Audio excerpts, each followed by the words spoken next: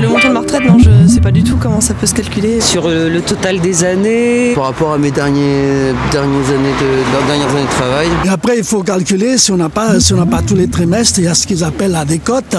Et la décote, j'ai pas encore bien calculé au niveau du pourcentage. C'est pas pareil pour tout le monde. Avec le coût de la vie, je sais pas, dans 25 ans, je sais pas ce que ça représentera par rapport à mes besoins. Donc, aucune idée.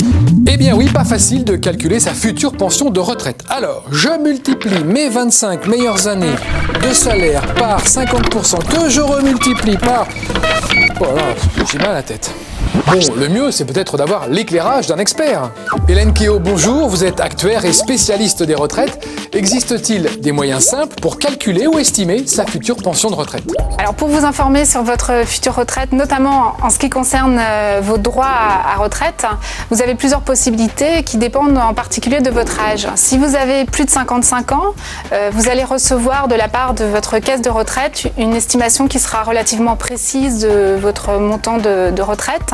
En revanche, si vous avez moins de 55 ans, vous avez à disposition sur Internet un site qui s'appelle marel.fr, qui est un site très complet et qui va vous permettre de faire une estimation relativement précise du montant de votre future retraite. En particulier, vous allez pouvoir estimer votre âge de départ à la retraite à taux plein et les incidences sur le montant de votre future retraite, d'un éventuel ajournement par rapport à cet âge ou d'une anticipation par rapport à cet âge de départ à la retraite.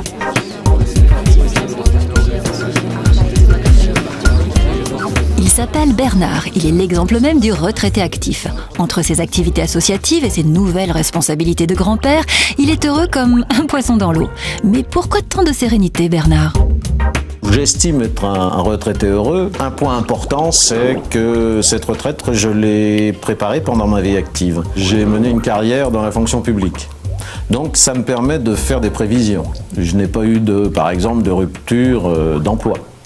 Et j'ai eu une autre chance, c'est que dès que je suis arrivé dans la profession, j'ai été accueilli par des collègues et dont un m'a présenté, enfin m'a conseillé de réfléchir à ma retraite en m'expliquant ce à quoi je pouvais avoir droit comme pension civile, au niveau de la pension civile, mais qu'il y avait une baisse de revenus et qu'on pouvait la compenser grâce à des complémentaires. Et j'ai suivi son conseil, ce qui fait qu'aujourd'hui, je vis intensément, j'ai beaucoup d'occupations et un temps que je peux dominer, que je peux contrôler. Et tout ça, c'est un des bonheurs de la vie d'un retraité. Retirement Pension de l'autre côté du channel, Pensione di Vecchia chez nos cousins transalpins ou Altersrente en Allemagne, l'épargne retraite se décline dans toutes les langues européennes. Tour d'horizon des principaux systèmes existants sur le vieux continent avec notre expert Charles Vaquier. Repartition or not repartition? That is the question.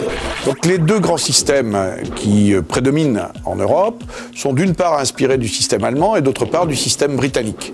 Dans le système allemand, on est dans une relation contractuelle entre les employeurs et les salariés et qui passe des accords collectifs de branches, voire des accords généraux pour définir des montants de retraite auxquels les salariés peuvent prétendre.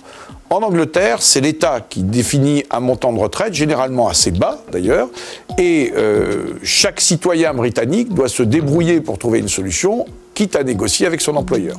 Les Européens épargnent pour leur retraite de façon individuelle la plupart du temps, et à travers des produits relativement connus et simples, qui sont bien sûr l'assurance vie, mais également l'immobilier, et aussi des régimes de retraite avec des sorties en rente viagère, la plupart du temps d'ailleurs avec des incitations fiscales pour ces derniers produits.